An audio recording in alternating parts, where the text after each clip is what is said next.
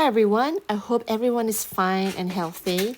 Today I'll be showing you how I prep the surface of a wooden panel so that we can use it as our pouring surface. Now to do that, you need to have a wooden panel obviously, and then you need to have sandpaper, gesso, and a brush. I think that's about it. So I've done the first coat and now I'm going to sand it, and can you see that how I sand it? I sand it in just one direction. So try not to go around in circles or go up and down and then left to right. Like just stick to one direction and you try to sand and coat your panel with gesso. So only one direction each time. So the first layer I've already coated in one direction, and then now I'm just sanding it in one direction as well. So you have to take care of the edge as well, especially the edge and the corner. If you don't sand them down, it's going to be really sharp and pointy and you're going to cut yourself. So make sure that you take care of the edge and the corner and make sure that it's smooth. So we've got to sand this down.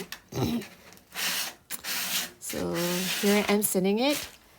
It's probably not a good idea to use your fingers to run through the wooden panel to feel whether it's smooth or not, because you might get a splinter or two.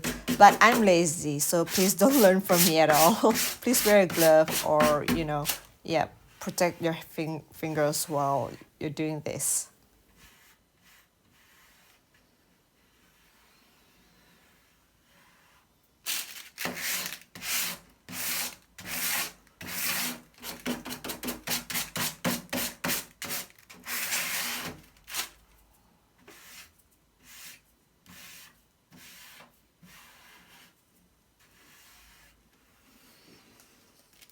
Next, I'm going to use a wet wipe. This is a baby wipe to wipe the surface of the canvas to wipe off all the dust from the gesso and the sanding. As we all know, the surface without any dust is the best surface to do a pour, because otherwise, you get things stuck on the surface of your canvas. So this is a very important step to do. Now you can tell how many layers of gesso I've done by looking at how transparent and how blotchy the surface of the wooden panel is. So this is very blotchy. So you know that this is probably just my first coat of gesso on the wooden panel. You can see the lines of the wood, you can see the transparency and unevenness of the gesso. So this is not good because you have to get rid of all of this. If not, the paints will seep through. So right now I've already sanded and I have to cover all of these gaps in between and make sure that they're all evenly coated. That's why we do about 4 or 5 rounds of gesso on the surface. So this takes a lot of time and money as well, because gesso is not cheap, definitely. So look at it. Oh boy. Okay, time for round 2 of gesso.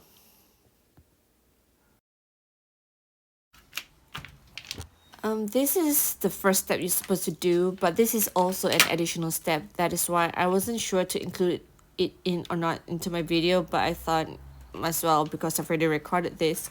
So if you're a neat person and would love your artworks to be neat and tidy, you can actually do this process by sealing the bottom with the masking tape so that your artworks will be neat at the end of the pour. But now that I've done so many pours, I find this step to be really unnecessary, because it's a waste of resources that you don't need to do on any pour, because pour is meant to be messy. So yep, I should have done this, but just to let you see how people usually seal up the bottom of the canvas or wooden panel in this case.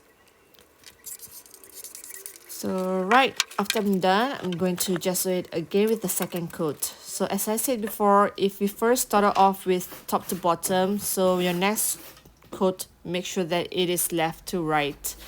You always have to go the opposite direction every time you gesso alternatively, because by doing so, you ensure that the whole surface of the wooden panel is gessoed evenly. Of course, you can you know, if you love textures, you can always apply as thick as you want of a layer of gesso, and you can apply all sorts of directions if you want to.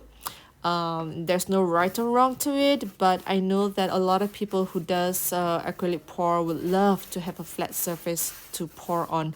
So yeah, sticking to each direction per coat is good.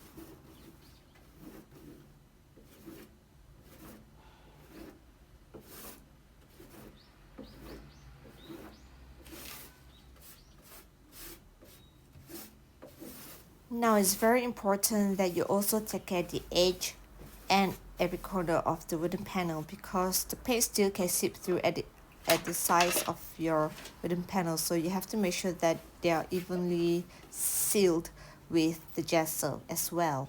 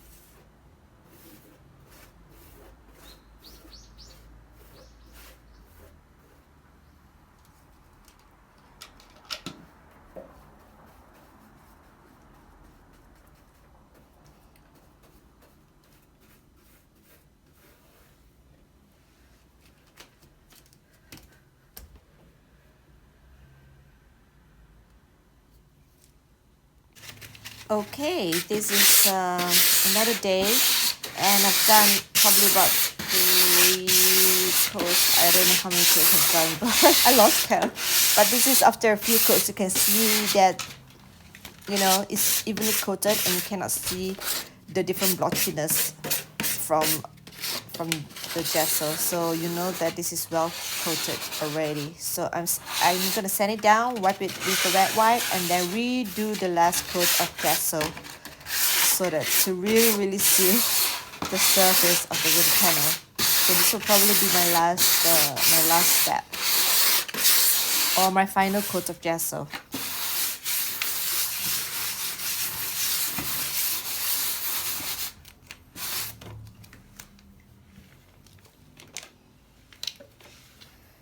So if you've seen the earlier part of the video where I brush from the left to right, so now I'm going up and down. So I'm brushing another direction so that the surface is evenly coated. Can you see how thick the surface is? You cannot see the wood anymore. I mean, you cannot see, you know, the blotchiness from the wood anymore. So this is a really well coated piece of wooden panel. Right, for the final reminder, please make sure that you coat your wooden panel about 4 to 5 times, and then make sure that you sand it after every coat of gesso, and then wipe it with a clean wet wipe so that the surface is free of dust. So by doing so, you have prepared a really beautiful flat surface that's ready for your pour. If you have another way of prepping the surface of the wooden panel, please let me know. I would love to hear from you, and please comment it at the comment section so that I can hear from you. I would love to know your thoughts about it. Take care all, and I'll see you guys again next week. Bye!